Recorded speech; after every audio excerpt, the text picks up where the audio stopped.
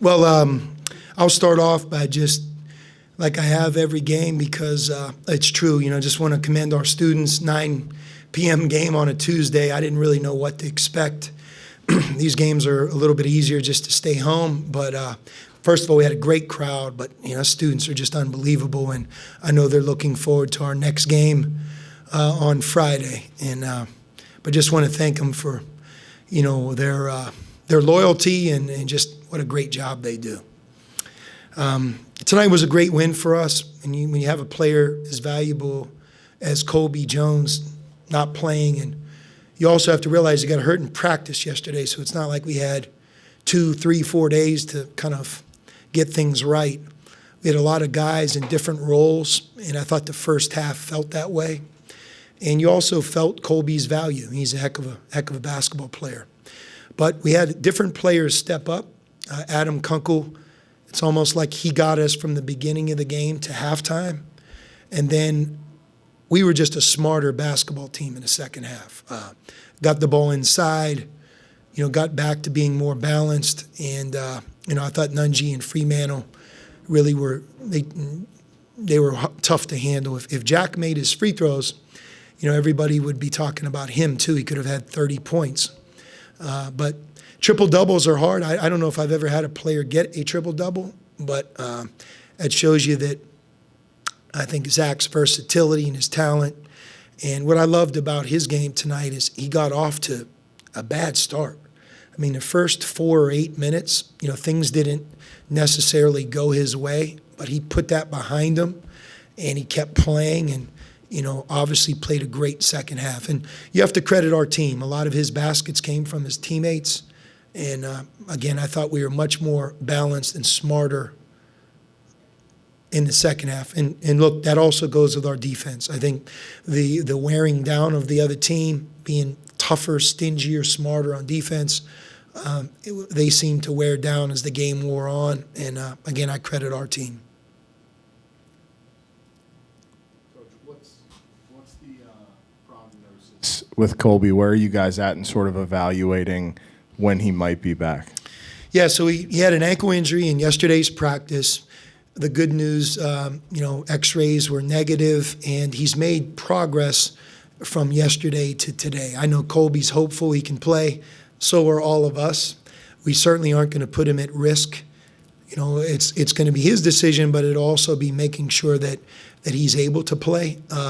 But we're hopeful that he can. I think we'll know more, not even tomorrow, but I think we'll know more maybe as we get the day before. But, I think the situation is he would have to be able to show us that he can go through a shoot-around, go through a practice, the swelling, the mobility, all the things you look for have to be in place. And if they are, then we'll play him. Certainly, we would love to have him. Coach, why do you think that Zach was able to tap into what he was able to tap into tonight? This is not necessarily a version of Zach that we've seen in years past in terms of his passing and getting off to a bad start and sticking with it. Why do you think he was able to sort of unlock that? Well, I think the one part that you can always come back to with all of these players in college basketball is the value of experience. So much of college basketball has become the new player, the guy that just shows up, because some of them are the most talented in our game. But if you really follow the teams that win and some of the funnest players to watch, it's those that continue to grow, and when they become upperclassmen, it just kind of all comes together. And Zach's gone through a lot of different things, a lot of great things here at Xavier, but when you think of the off seasons that he's gone through, the practices, I thought he had a great summer, getting stronger. This might be that point in his career where he's just that much more mature and that much more ready to play through some things maybe that as a younger player he wasn't quite able to. But that's to his credit. We can all talk to him about those things, but he has to be able to do it. And that's one of the things I loved about his game tonight is he didn't get off to a good start and still had a great game. Coach, I think every coach that we hear speak says they really want the ball to move on the offensive end. You guys are accomplishing that. You're top 10 in the country in assist rate on the year. Obviously, Zach has had a great transformation in that regard. How do you promote better ball movement within your team and get your team to change that mindset? Well, I think that we want to move the ball. It's the way the game's played, through concepts. I think one of the things that happens when the ball moves is that everybody gets good opportunities, not just one or two guys. And that's when it's fun, when on different nights, different players can step up. You've seen Kiki and Sule both have big nights scoring. You've seen a consistent effort in and around the basket. Adam Kunkel was big here tonight, obviously Colby, but we want to be balanced because when we get later in the year and you go on the road, you want to be able to have different players on different nights be able to get the job done. So you're not reliant on just one or two guys. And to do that, the ball moving is a big, big deal. But look, we've worked very hard this summer, this fall on that. We call it flow. And my hope is that we can keep getting better at doing it. Because I do believe that, like, for example, we did it very well in the second half tonight. We didn't do it nearly as well in the first. And, we moved towards a team like Indiana. You got to have 40 minutes of quality play in that game. Sean, Zach, I think, said that you had some spirited words for the team at halftime. What was the message, and, what did you want to get out of them right out of the gate in the second half? Yeah, pass the big guys the ball, right? Sometimes it's not complicated. We got away from ourselves.